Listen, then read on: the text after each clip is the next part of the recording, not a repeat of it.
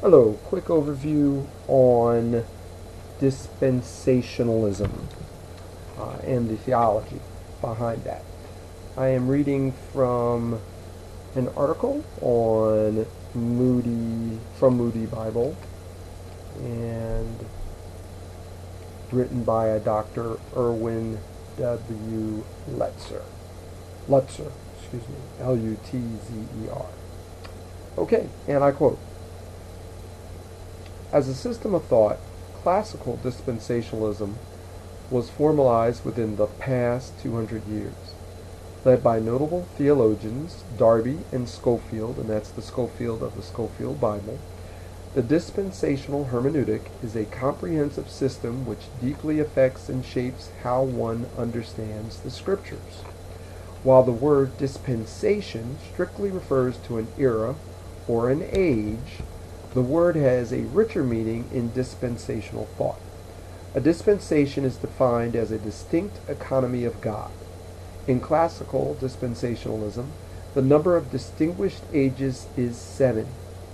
In recent decades, many dispensationalists have opted for a more progressive approach, wherein the number of ages is fewer and the lines of distinction are less defined.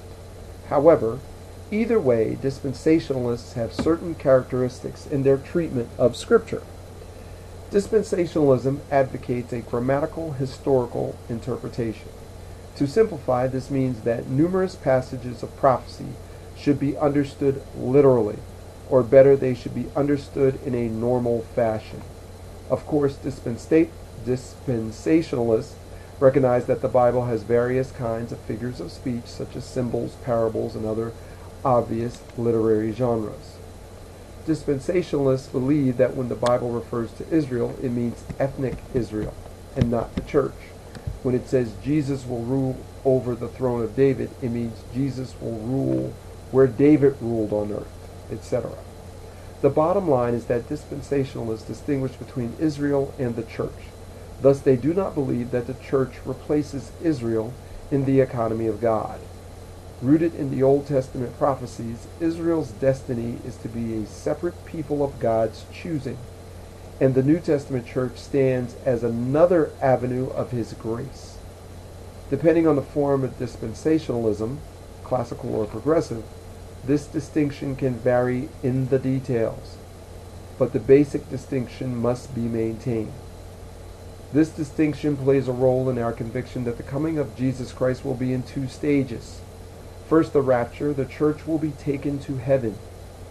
Then at the glorious return, the millennial kingdom will be established. And there is some evidence that although the church and the believing remnant of Israel will share in the glories of heaven, there may be some distinction between the two groups for all of eternity.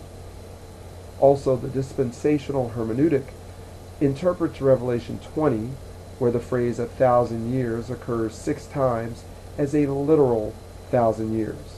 This period is known as the millennium, when Christ will rule over the church. When Christ will rule over the earth with righteousness and peace.